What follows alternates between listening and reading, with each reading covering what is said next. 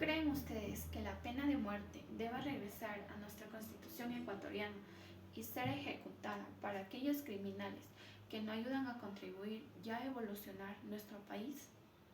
Doctor Lenín Bayas, recibo un cordial y atento saludo de parte de Araceli Sánchez, estudiante universitaria de la carrera de Derecho Primero C. En esta premisa voy a dar a conocer sobre la pena de muerte, los elementos y su abolición. ¿Qué es la pena?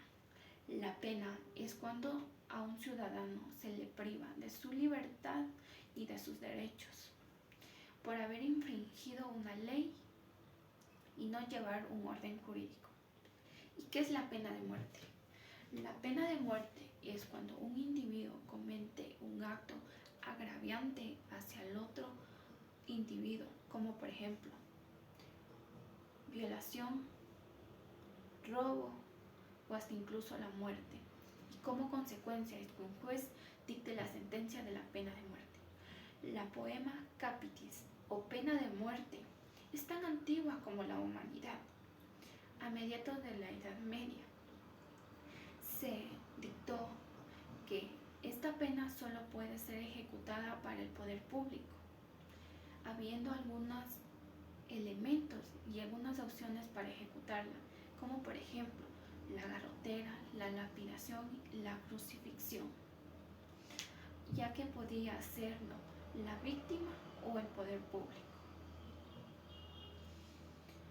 En la antigüedad, esta era ejecutada sin piedad y sin temor, para que el delincuente tenga miedo y no vuelva a cometer esos errores y no haya mucha delincuencia.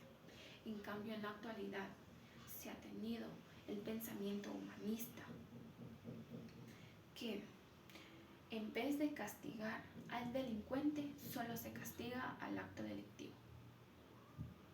A mediados del siglo XIX, la pena de muerte ha pasado a ser reemplazada por la pena de libertad.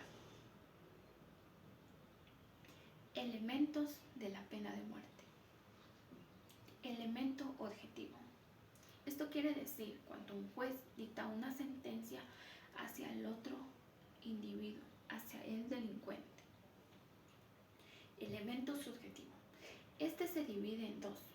En activo, que significa cuando la persona que cometió el error, el delito hacia la otra persona, como por ejemplo daños físicos, psicológicos, verbales, entre otros.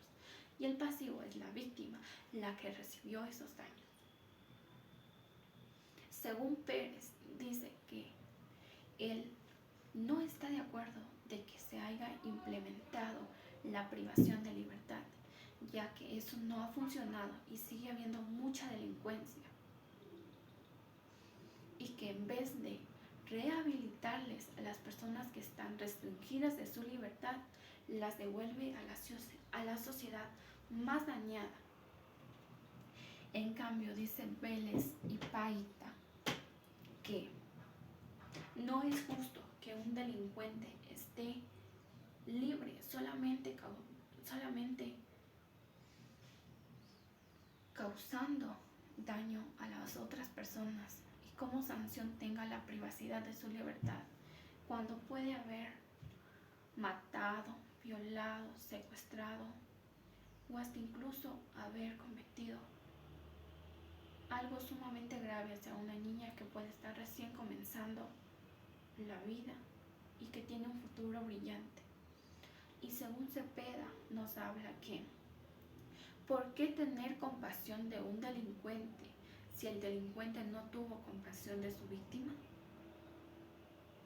Y como conclusión y respuesta a la pregunta planteada en el principio, desde mi punto de vista, creo que la pena debe volver al Estado ecuatoriano para que no haya más delincuencia, robos, maltrato hacia la mujer, violaciones, tráfico de droga, para que se disminuya esta delincuencia y cuando a una persona se le ejecute la pena de muerte, los demás tengan miedo y no la cometan. Solo así podremos tener un Ecuador libre y democrático, y también para aquellas personas de la corrupción sea ejecutada esa pena, ya que ellos hacen demasiado daño al Ecuador.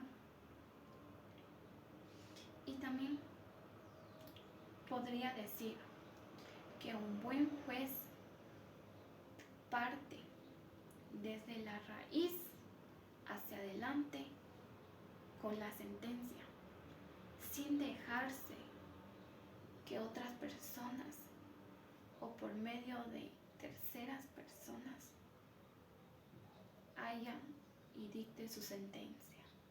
Doctor, muchas gracias.